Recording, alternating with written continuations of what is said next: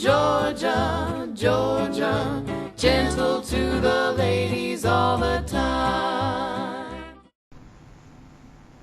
Hello friends, I'm Warren Dickman. It's a brand new day. I'm in a little better mood. If you saw part 1 of Running Scared from the FDA, you probably guessed that I was pretty upset when I made that video. And I was upset because of well, something I said in that video. I'll show you what that is right now. Why should a company have to say on the box, when they have a product that is certifiable and quantifiable by a blood test, why would they have to say on the box that it doesn't do what it actually does do? Well, this is a continuation. This is part 2 of Running Scared from the FDA. If you saw part 1, you know pretty much about what's got me so upset with the FDA. I'm not going to rehash everything that was in part 1. If you need to see that, you better go back and look at that before you watch this. Or you might suffice it to say that I had to stop selling a product that I felt was the best thing that ever happened to me. It made me well when I was in the depths of despair and feeling like I wasn't going to last another year, and now I'm going on 75 and I feel like I'm 45. Enough about that. I had to go out and find another product that would let me sell their products online. So far so good with one that I found. I did find another product, and that's what I was looking at in that little video from last night, the clip from last night's video. But let's talk a little bit more about the FDA and why they bug me so much. Maybe they bug you too. You know, they started out well. It all started, oh, I don't know, back in the 20s sometime, I think. And it was to keep the pesticides out of the food. Well, that's a good thing. We certainly don't want pesticides in our food. But the problem is that as they got bigger, and they got to the point where they could define what actually cures something and what doesn't cure something. And that too was something that developed. They wanted to protect us from the snake oil salesmen, and there were a lot of them back in the early years. But now there's good products that do what they say, and the health food industry is booming in spite of the FDA. And people are saying that, yes, these alternate cures are much better than all the drugs that the FDA approves.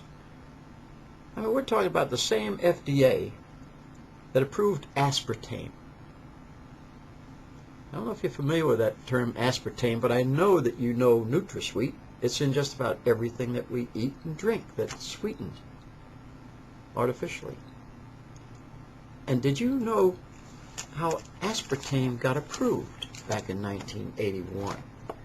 You may have heard something about it. I did a little research on it, and I made a few notes.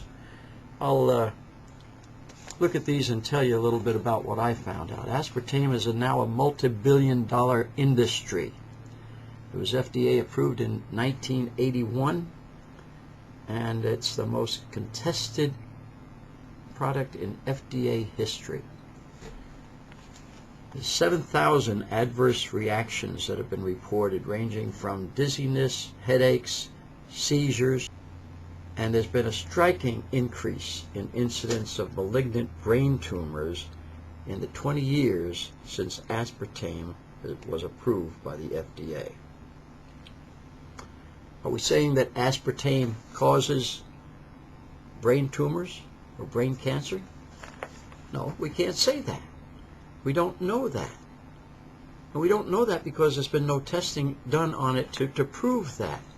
The testing that was done at the time should have proven that by the company that was developing this product. There were rats that were dying. They knew rats were dying. They didn't bother to go in and test and find out why the rats died. They didn't find out if the compound was in their brain and affecting them.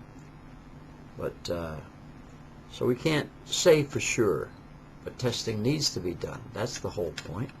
It needs to be done because it's highly suspect that aspartame is in fact the culprit that's doing this. It almost didn't get approved. That's another thing I found out. Let's save that for part 3 of Running Scared from the FDA. We'll talk a little more about the controversy surrounding aspartame. Did you know, for example, that it was first approved in 1974, but it was pulled back off the market? We'll find out what happened between 1974 and 1980 and why it was finally approved in 1981.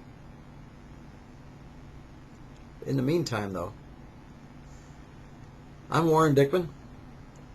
I used to be called the old codger Morgan Hill, but now I'm just a young, hip, spry guy who's feeling great and wanting to see the whole world get a whole lot healthier. See you on the flip side.